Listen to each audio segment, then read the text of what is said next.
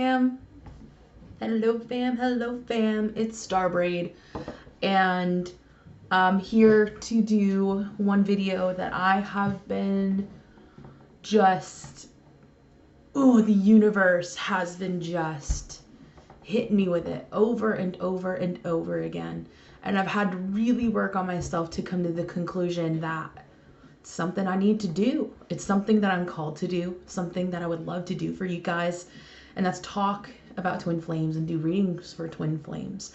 You don't have to carry the label. It's going to be twin flame / soulmate. You don't even have to put a label on it. Okay?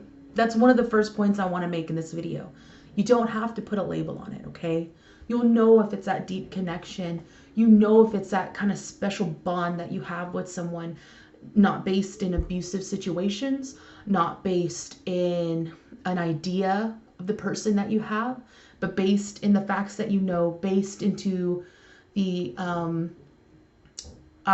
reasonable as well. I know that a lot of people probably don't like that I say that because it's hard to make sense of the twin flame connection, the soulmate connection, and there are a lot of things that just don't make sense, and you have to kind of just be okay with that.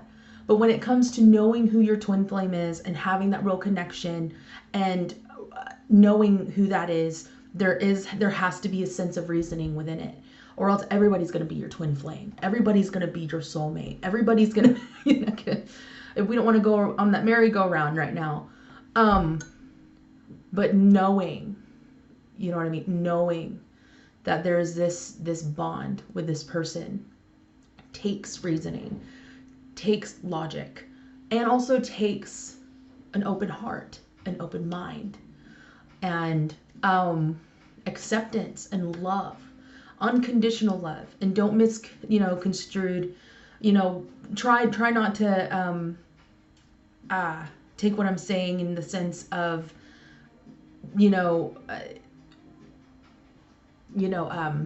unconditional love as something that you have to put up with, like I said, abusive situations, toxic situations. Please don't take it like that. That's what I'm asking you. I've been in those situations. They are very painful.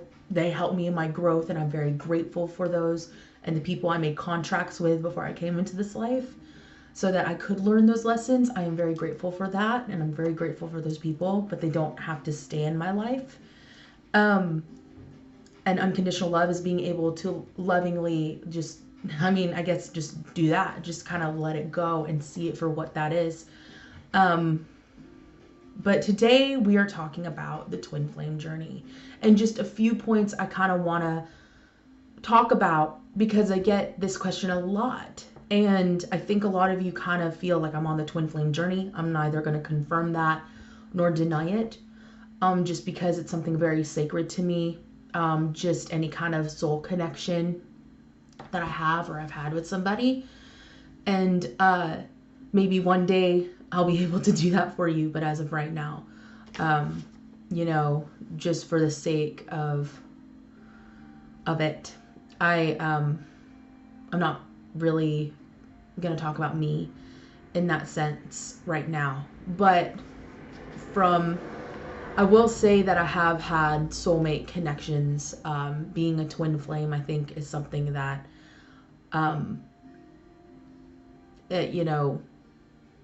it's our choice whether we want to openly say it or not, and right now I'm doing a lot of maintenance spiritually and emotionally, but I have had soulmate connections, and I do understand the twin flame journey from a very close perspective. And something I really want to touch on is people who are hurting and in separation, maybe yearning for your twin flame. Maybe you've met them, maybe you haven't. Today is going to be for people who believe that they have met their twin flame, that special somebody. And I just kind of want to try and reach out to you guys and tell you that I understand the pain of the separation. I feel you guys, I really do. And if you're in separation, now if you've been in separation for years or something like that, or you understand, like you're more in tune with the journey and you understand the process, then you obviously are always working on yourself and doing that maintenance. But if you're newly in separation, or maybe you have been in separation for a while and you're still angry and you're still upset and you're still hurting, that's understandable. It is valid. Your pain is valid. Your feelings of whether it be betrayal, maybe they ghosted you, maybe they ran, because more than likely if you're watching this, you are in the terms the chaser. You're the person, and I think it goes back and forth, to be honest, but you're the person that recognizes the connection for what it is, so to speak.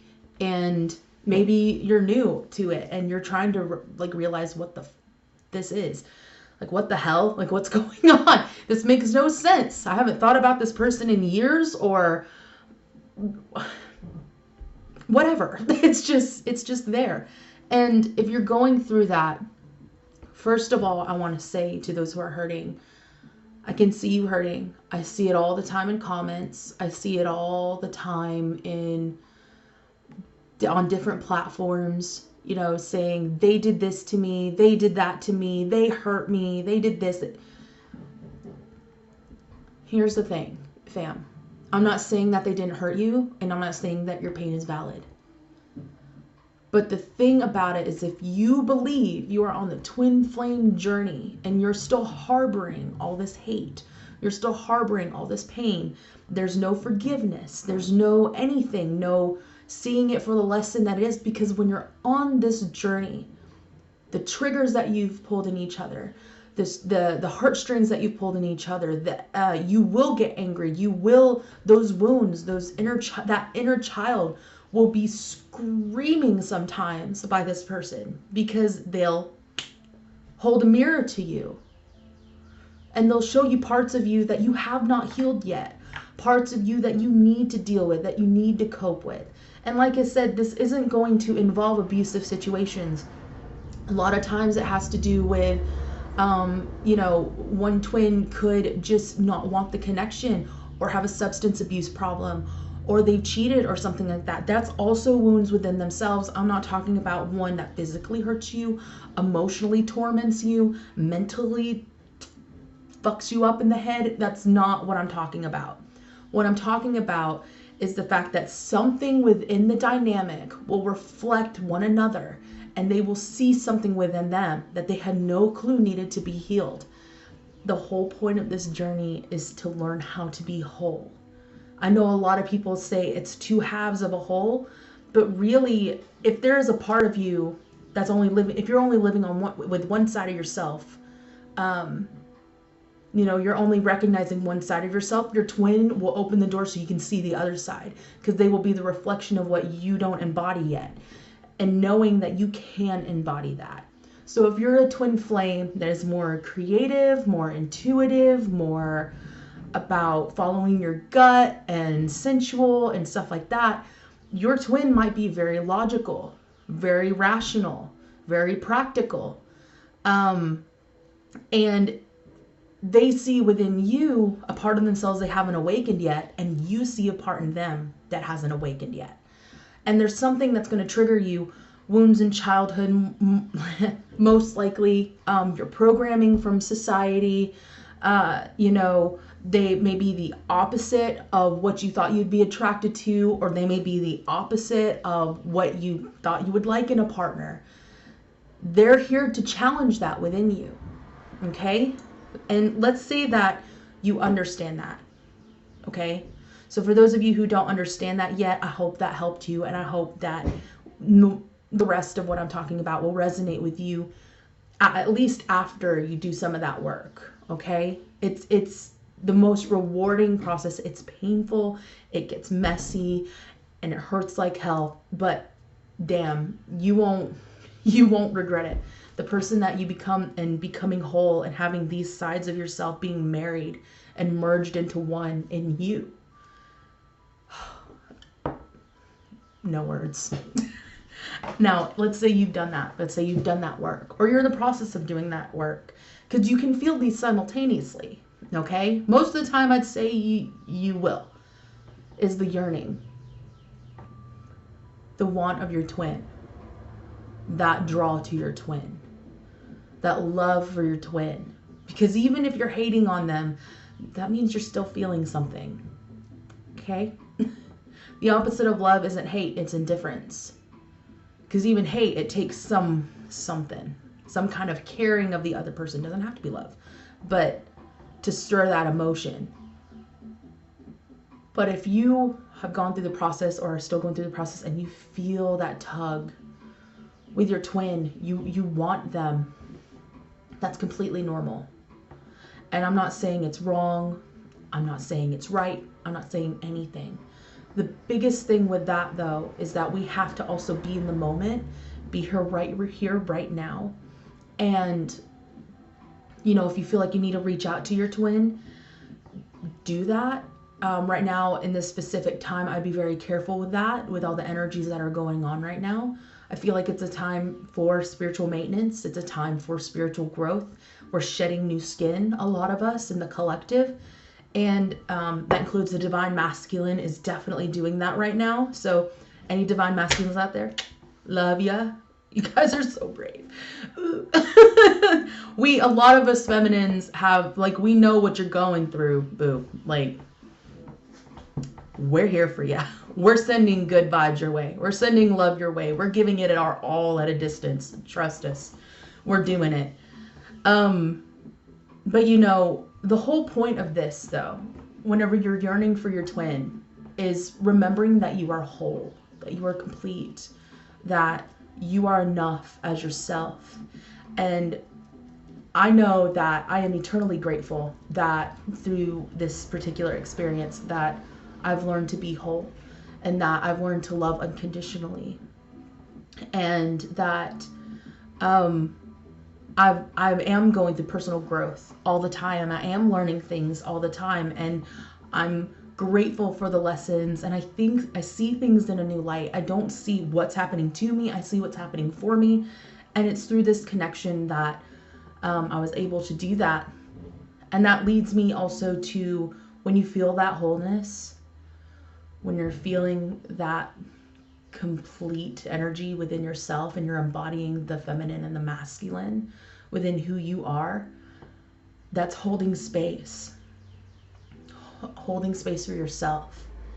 And over time, when you're ready, you'll also learn how to hold space for your divine masculine or your divine feminine.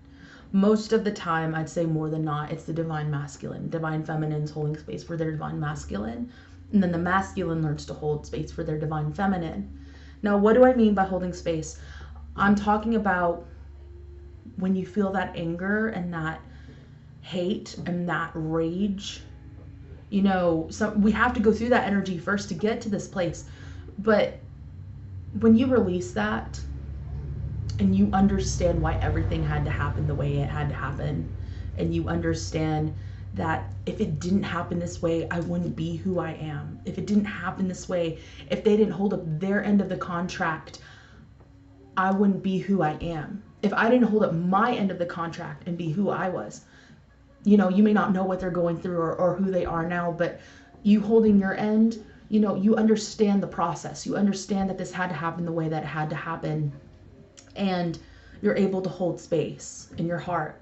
That doesn't mean you can't fall in love with someone else. That doesn't mean you can't fall in love with a soulmate. And, you know, some people say, oh, but if you hold space, you can't love this other person completely. That's not true. Love is infinite. But there will always be somewhere within you in your heart that they will always dwell. It will always be a home for them, you know? And you come to this understanding and this peace within yourself that you will always love them, that a part of you will always love them and always welcome them home. If the opportunity comes up, which takes me to understanding union. Union doesn't happen for everybody. Union doesn't happen for all twin flames. Sure, you can manifest it. You can try and do your own, like the best way I would say is doing your own work on yourself, working on yourself, working on loving yourself and feeling whole and complete in who you are. Because not only are you focusing on what you need to be learning, but if they're truly your twin, it will be reflecting in them. So the more you grow and progress, you know, and you probably won't even be thinking about it for the longest time, okay? But the more you work on yourself, you know, let's say you do come in a union, you'll see how your journeys have reflected each other. It doesn't have to be exactly the same, but you will reflect that personal growth. You will reflect that that higher knowing, that knowledge that you have acquired over your experiences and books for that matter. But experiences kind of stick a little more, in my personal opinion. And understanding that as long as you're doing that, as long as you're growing in that sense, and you know, you don't always have to come into union. I know that some people just think, what's the point if I don't come into union with my twin? That's not the point. Union is not the point. I know it would be amazing for every single person who is a twin flame to come into union with their twin. You're both at a higher vibration, and you come into union, and you know, a lot of people are like, oh, it's bliss, and I believe it does feel something similarly, but you're still growing even in that union because you are reflecting each other. These energies, you guys are powerful. You're a power couple. And I've seen it in twin flame couples that have come into union. You are a power couple, and you make shit happen, and you work through these energies together. And it's not always pretty, because this union is work. It is spiritual work, but it is the most rewarding. But you can have that on your own. You can have that on your own, because you are enough just as you are. And I hope that those of you on this journey understand that you are enough. You're not too much. You're not too little. You're not, you know, too short. You're not too tall. You know, it doesn't matter what aspect that is too much or too little. You are enough as you are. You are whole. You are complete as you are. And when you understand that about this journey, the less you worry about union, and the more you worry, or not even worry, but the less you kind of focus on union, and the more you focus on growth, the more you focus on raising the vibration within yourself and those around you. And I feel like that is extremely important to recognize on this journey. That don't be afraid of being wrong. That's just something that came to me as well. Like, it was really loud. Don't be afraid of being wrong either. Okay? Even if you thought you were a twin flame and you end up finding out maybe you're not one, whatever that means. To me, it's just removing a label, because regardless, that person stirred growth within you. And that is a precious connection. Okay? So don't be afraid of being wrong. There is no wrong. There's just, you just learn. That's what we're here to do. So I love you guys very much. If you don't follow me on Instagram, I do have a Facebook, Starbraid. You can find me. You'll see my face. I'm not there a lot, but I have been posting, you know, things more frequently. Other than that, I am on Instagram, star_braid. Feel free to follow me there. I do read tarot, and feel free to watch those readings. I will be able to do readings for purchase here soon, as soon as I get my Etsy up. I will also be putting jewelry in there, intentions in the hemp necklaces, but I also have these. There's also very shorter ones that are simple, just with good intentions for you guys and your journey. So anyway, I love you guys. It feels good to be back. I love you, and I've missed you, and I will see you next time.